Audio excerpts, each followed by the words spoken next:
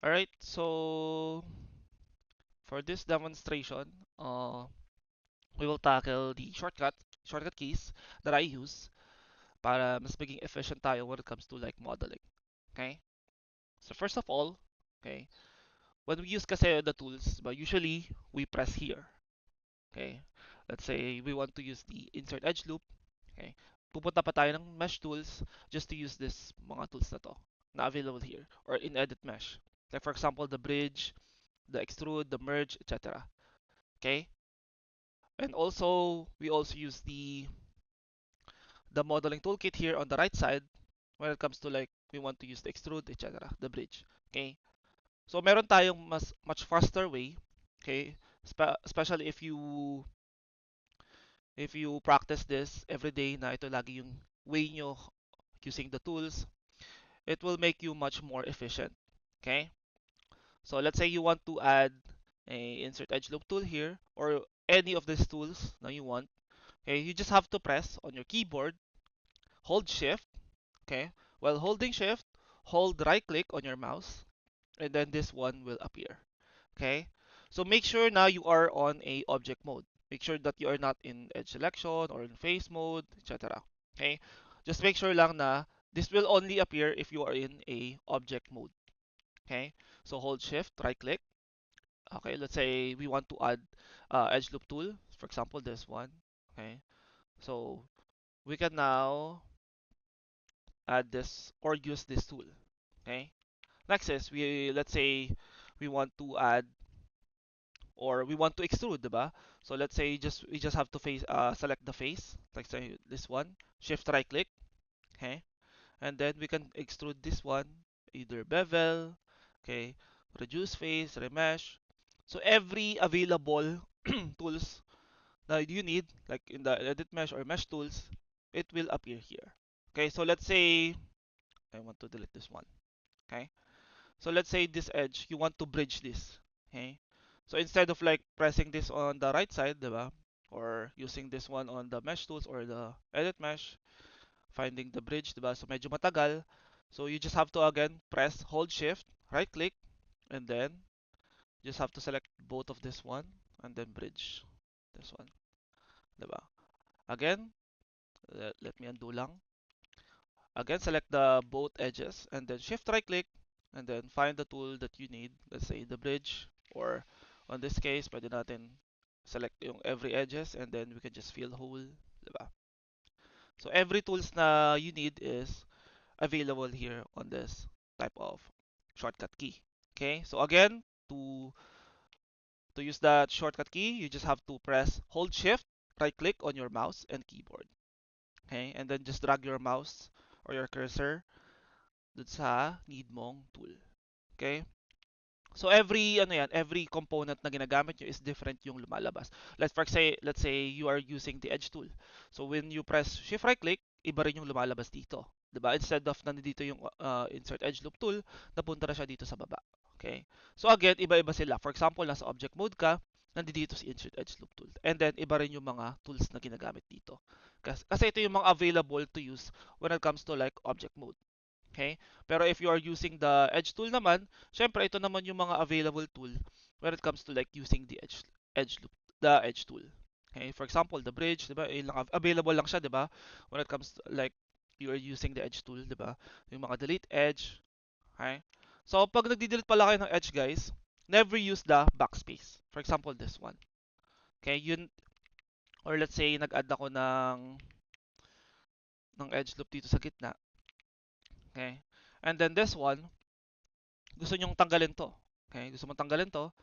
And then ang ginawa nyo lang, nung nag-delete kayo, is, instead of like deleting the edge, ang ginawa nyo is, you press backspace. Okay, so bawal yan. So pag check natin yung vertex, meron mga naiiwan na vertex dyan. Okay, yung mga lumulutang. Okay, para malinis yung pag-erase natin or pag-remove natin ng edges, ang gagawin lang natin, we just have to press edge or select edge and then select yung edge na kailangan mong i-delete and then hold shift, right click, and then delete edge. Ngayon, makikita natin wala na yung mga excess na vertices. Okay? So that's how you use the delete edge tool. Okay po? So, required yon para hindi kayo magkaroon ng mga artifacts or yung mga pinching, di ba? May mga problem kayo na nagtataka kayo bakit nag-add ako dito ng insert edge loop tool, hindi gumagana. For example, this one, nag-delete kasi kayo, di ba? Dinelete natin to using the backspace.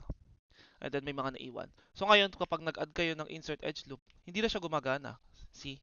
Kasi currently merong nag-exist na mga vertices. Yan. Okay? So ang kailangan natin dyan is malinis na removal. Okay? So dapat delete edge tayo. Okay? So ngayon, pwede na tayong mag-add again ng insert edge loops. Okay? Ayan. Ngayon naman, so usually, when we add some supporting edge loops, okay, kapag nag-add tayo ng supporting edge loops, by the way guys, for example, ayan, nakita nyo, mabilis ako mag-delete. So for example, nag-add kayo ng edges, di ba? And then, nag-delete kayo, let's say ito, delete natin to. So you don't have to repeat the sequence na ginawa nyo na. You hold shift right click and then delete edge. Pwede nyo na lang gawin is press G kasi yun yung last tool na ginamit natin. Okay? So again, kunwari ginamit nyo yung tool na delete edge, for example, ayan, delete edge, tapos pwede nyo na siyang i-press G na lang para ayun yung last tool na ginamit. Okay? So you don't have to repeat the sequence na ginawa nyo or yung way nyo para puntahan yung shortcut na yun. Okay? So again, gusto nating mag-add ng supporting edge loops dun sa ating model. Okay? Pag sinabi natin supporting edge loops guys, ito yung pag nag-add tayo ng edge loops dito sa gilid, sa mga edges. Ayan. Ito yung way para kapag nag-smooth preview tayo, uh, mas nagiging uh, sharper yung edge natin, 'di ba? So for example, nag-add kayo dito ng supporting edge loops, 'di ba? Magiging sharper yung edges niya. Instead na ganito. Wala kasi itong ano. Okay? So ganun po gumagana si supporting edge loops. Okay, again. So paano tayo mag-add ng supporting edge loops? Kasi ang problema dito, it's fine na you're using this one, okay, yung insert edge loop tool, and manually nating ilalagay. The problem with this one is ang tendency nito is hindi equal yung spacing nila. Okay, so on some case na ito, for example, this one, mas malawak yung spacing niya. But on the other hand, ito naman medyo manipis, 'di ba? So hindi na equal. Makikita natin pag nag-assign ako ng material, let's say blend, check natin 'yan. Makikita natin yung lighting dito, medyo manipis, and then yung kabila, ang kapal. Okay? So kasi nakita natin yung spacing dito, sobrang lahawak, and then this one, sobrang nipis naman. So pag yan, nilawakan ko rin ng ganyan. Ayun, kitang-kita nyo naman yung lighting niya, and then this one. Wala na, di ba? So, yun yung difference nila. So, may mga times na ganito yung mangyayari na hindi talaga siya pantay.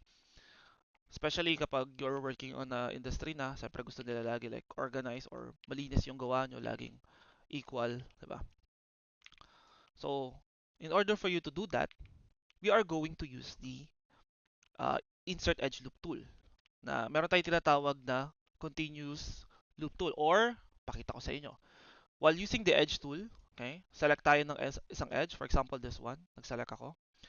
And then when you press hold control, okay, while holding control, right click, lalabas po to. Okay, ito mga options na to.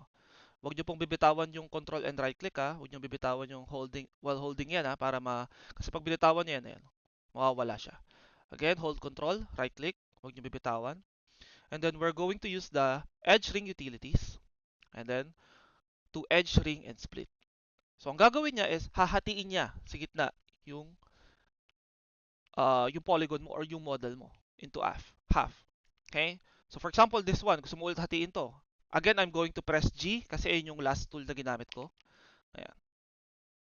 Diba? Hinati niya sa gitna. And same din dito sa kabila, hahatiin sa gitna. So, every time na mag-add kayo, hahatiin niya lang palagi sa gitna yan. Okay? It will always go for half. It will always divide it to 2. Okay? Yan po ang ginagawa ni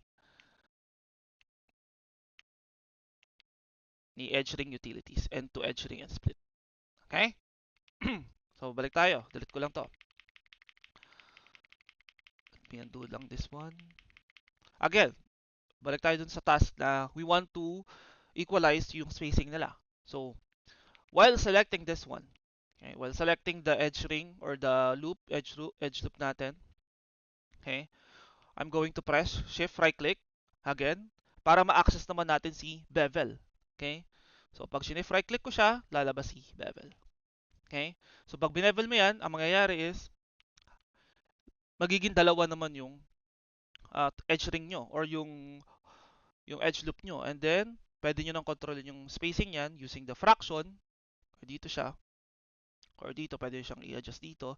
Ngayon, equal na yung ano nila, spacing nila. So, pwede nyo rin iset yung value. Let's say 0.800 yung value natin. So, kapag nirepeat natin yan dito, again, gusto natin hatiin to sa gitna. I'm going to press hold control, right click, to edge ring utilities, and then to edge ring and split.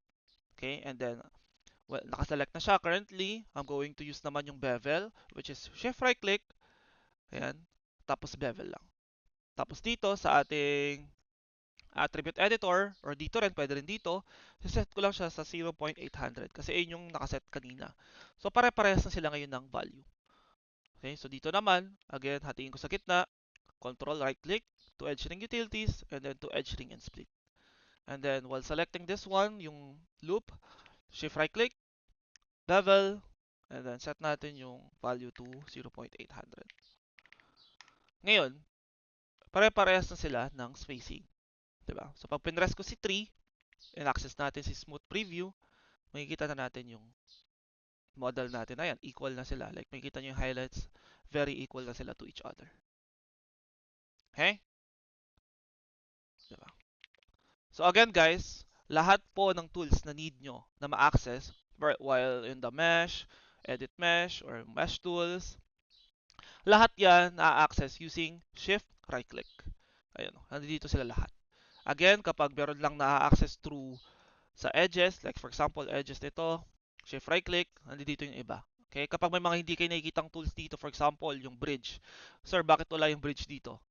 Okay, kasi nandito siya sa ibang tool. Like for example, in the edge, okay, or let's say yung vertex, di ba? Pag check natin sa vertex, sa shift right click tayo, ito lang yung mga available para sa vertex, di ba? Okay? Next naman natin is for example, faces. O, ano ba yung mga available kapag sa faces? Ito lang yung mga available. Diba? Let's say bridge faces, remesh, mirror, extract faces, detach components, circularize components, ayan. Okay? So that's how you access the shortcut. So kapag na-practice nyo siya, like mabilis na kayong gumawa, like kaganito, hindi nyo na kailangan na dahan-dahan kayo. Okay? For example, ako, hindi ko na kailangan dahan-dahan to. Press G na lang. Okay? And then magdi-delete tayo ng ano, or mag-add tayo ng mag-bridge tayo dito. Ayan. So kapag kapisado nyo siya or lagi nyo siyang ginagamit, masasanay kayo, it will make you much faster or much more efficient when it comes to like modeling. Okay?